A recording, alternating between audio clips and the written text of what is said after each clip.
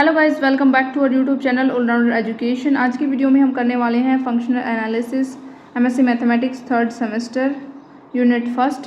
तो मैं आपको बता दूं कि जो फर्स्ट यूनिट है उसकी ये लास्ट वीडियो है। मेरी तरफ से फर्स्ट यूनिट कंप्लीट हो जाएगी, मतलब मोस्टली वो सारे क्वेश्चंस इन वीडियोज़ में कवर हो जाते हैं जो प्रीवियस पेपर्स में आए हुए हैं।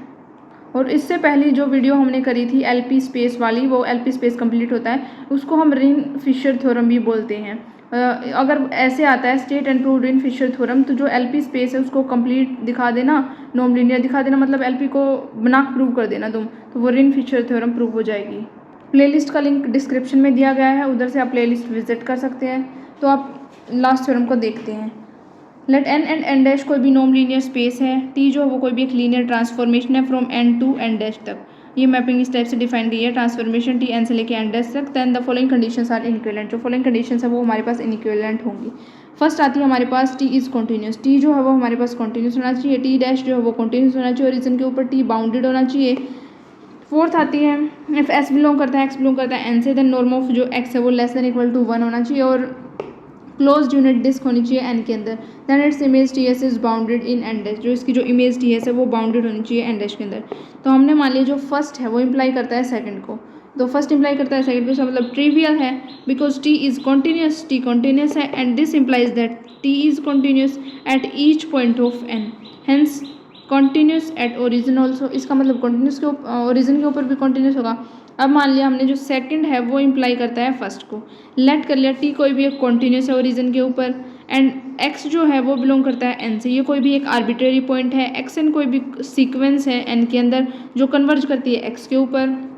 Now x n converge to x, तो एक्स एन माइनस एक्स जो है ये टेंड करेगा जीरो को। Since T is continuous, T जो है वो कॉन्टिन्यूस एट ओरिजिन के ऊपर, सो दोनों तरफ टी लगा दिया, ट्रांसफॉर्मेशन लगा दी T of x n minus x that tends to T zero which is equal to zero. तो T of x n minus T x tends to zero, this implies T of x n tends to T of x. इसका मतलब जो transformation वो हमारे पास continuous हो जाएगी eight point x के ऊपर, क्योंकि एक्स एन कन्वर्ज करता है एक्स को, T of x n converge करेगा टी ऑफ एक्स को, बट एक्स जो है वो हमारे पास कोई भी एक आर्बिट्रेरी पॉइंट है किसका, एन का, हेंस टी जो है वो कॉन्टिन्यूस हो जाएगा at each point of N. अब हमने मान लिया जो सेकंड है वो इम्प्लाई करता है थर्ड को, तो देखो सेकंड इम्प्लाई करता है थर्ड को, तो टी है वो कोई भी एक कॉन्टिन्यूस है ओरिजिन के ऊपर and we have to prove that T is bounded. Let if possible T is unbounded. अगर पॉसिबल है तो हमने मान लिया जो टी है वो कोई भी एक अनबाउंडेड है। Then for each positive integer n we have a vector x n in N. किसी भी पॉजिटिव इंटीजर एन के लिए हमने एक्स एन कंसिडर कर लिया जो एन से बिलोंग करता है, तो norm of T x n is greater than आ जाएगा N norm of x n. इसको इधर ले आते हैं तो ग्रेटर देन 1 आ जाएगा, दोनों का नॉर्म ले लेते हैं तो ये ग्रेटर देन 1 आ जाएगा। तो norm of T y n is greater than 1, क्योंकि जो टी है वो कोई भी एक लीनियर ट्रांसफॉर्मेशन है and n into norm of x n ये कोई भी स्केलर है। और यहाँ पे जो वाई एन है वो हमने क्या कंसीडर किया है, x n upon n norm, यानी कि जो ये वाली वैल्यू है इसको मैंने मान लिया वाई एन।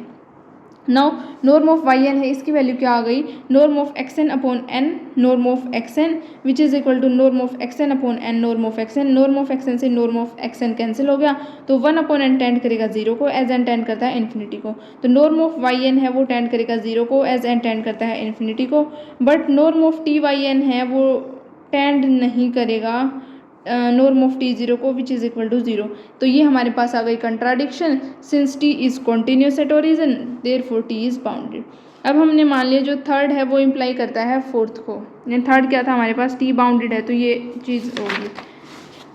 देखते हैं टी बाउंडेड है तो कोई भी रियल नंबर एग्जिस्ट करेगा के जिसकी value greater than equal to zero, such that norm of T x is less than equal to आ जाएगी के norm of x for all x belongs to N.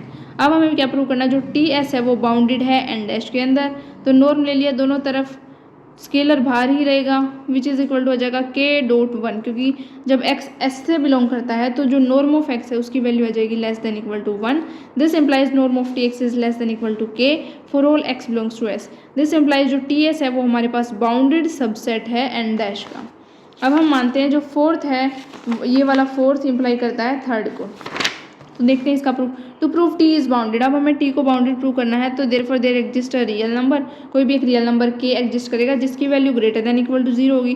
तो norm of T x less than होगा k into norm of x के, for all जब x belong करेगा N से। अगर एक्स की वैल्यू हमारे पास 0 के इक्वल आ जाती है तो रिजल्ट ट्रिवियल होगा, अगर 0 के इक्वल नहीं आती है तो हम वाई डिफाइन कर लेंगे, that is x upon norm of x, जो एन से बिलोंग करेगा। और जो नॉर्म ऑफ y है इसकी वैल्यू किसके इक्वल आएगी, norm of x upon norm of x which is equal to 1, और y बिलोंग करेगा s से। इस बट जो हमारे पास टी एस है वो बाउंडेड सेट है एन डैश के अंदर, इसका मतलब there exist a real number K dash जिसकी value greater than equal to 0 होगी, such that norm of T x is less than equal to आ जाएगा के डैश के, for all x belongs to S, but y जो है वो belong करता है एस से। Therefore norm of T y जो है उसकी value less than equal to आ जाएगी के डैश से, and this implies norm of T into x upon norm of x is less than equal to आ जाएगा के डैश के equal.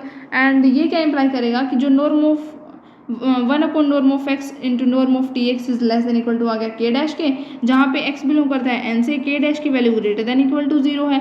This implies norm of T x is less than equal to K dash norm of x for all x belongs to N, और यहाँ से आ गया हमारे पास जो T है वो बाउंडेड है। तो यहाँ पे होती है हमारी फर्स्ट यूनिट कंप्लीट।